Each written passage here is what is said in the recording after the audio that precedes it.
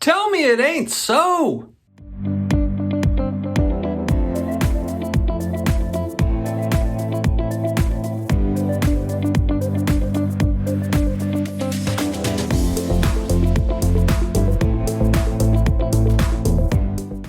Come on, man. Hello, sports card collectors, investors, collectibles, friends out there throwing together an impromptu video today. We got an email and the Twitter storms have started. It is happening. It is happening.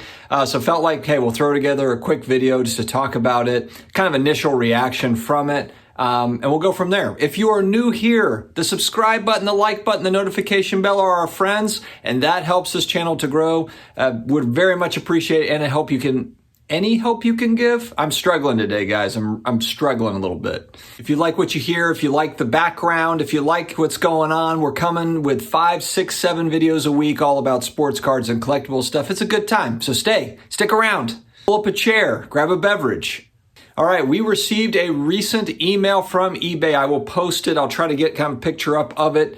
And essentially, it is talking about how they are going to limit pwcc auctions listings because of the threat of potential shill bidding in these listings. And, you know, this is something that has been talked about for a while. This is not a brand new thing. Shill bidding is something that has been talked about for years, not necessarily even on eBay, in auction sites, just in general. It's a big fear for collectors, for sports card investors, whoever you are, hybrids, when you're out there buying cards. I mean, for me in particular, I buy a lot of cards. Of course, I buy auctions. I buy it nows. I do have more of a comfort with buy it now based on this sort of stuff.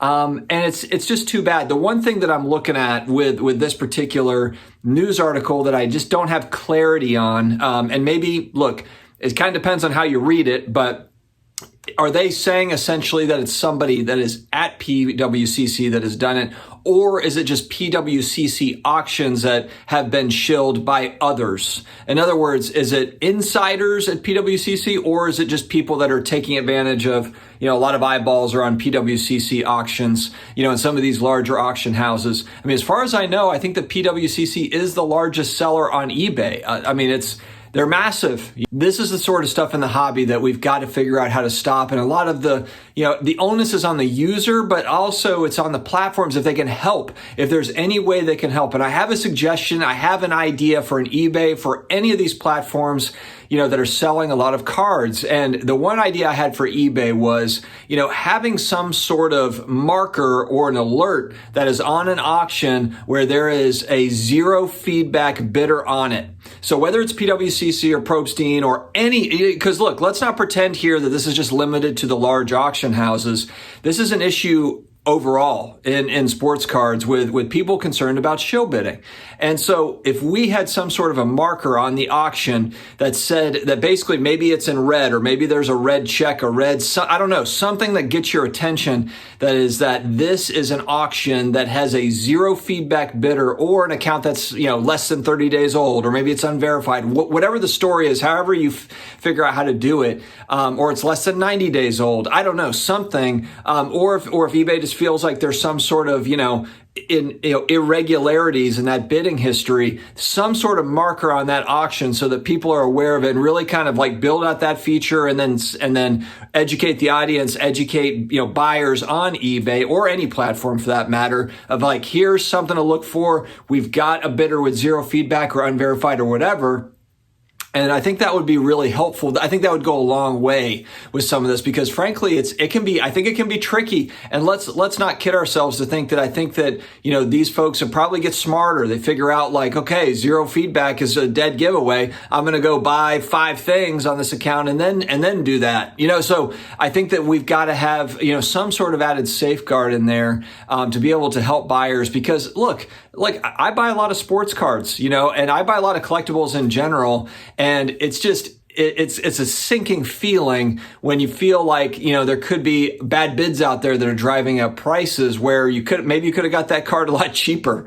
I think that we all want to feel like it was an honest transaction. And I think that eBay is, kudos to them for working towards this. I think that, a lot of these big platforms are starting to really kind of see things as they happen, and they're working towards it. So, we've got to get this stuff under wraps though. The whole, the shill bidding thing, I don't think that ever goes away. I don't think that that's something, I'm sure I'm not sure how you completely safeguard against it, but there's got to be little tricks that the platforms can come up with, that could help. So, but this is a big deal for our hobby.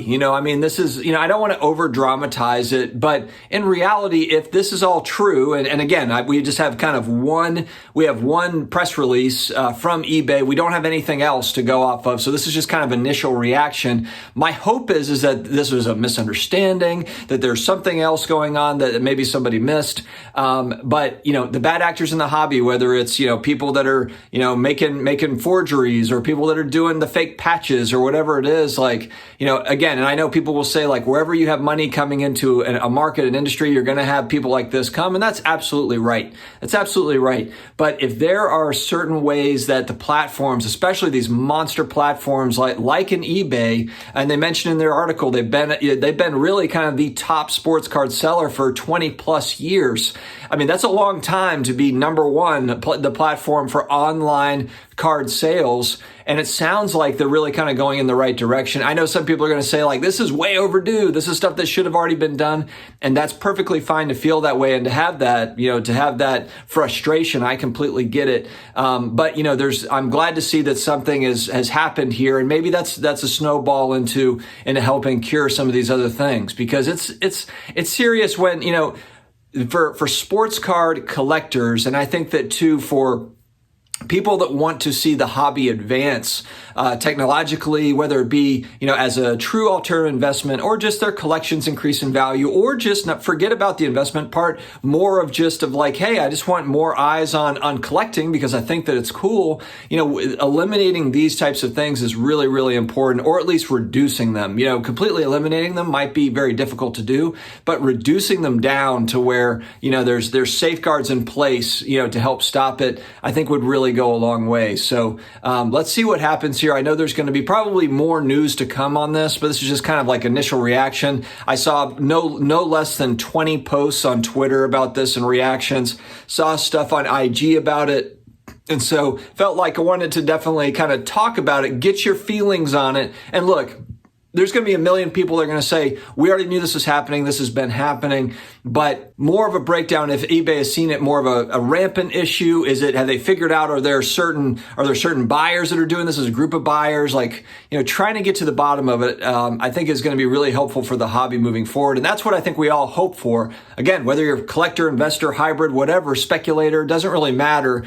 This is the type of stuff where we don't want to pay more for cards because of bogus bids. Like, nobody wants that, So, guys, I'm hoping for the best here, and we'll see what happens. All right, guys, have a great rest of your day. Stay healthy, stay awesome, and I will talk to you again later.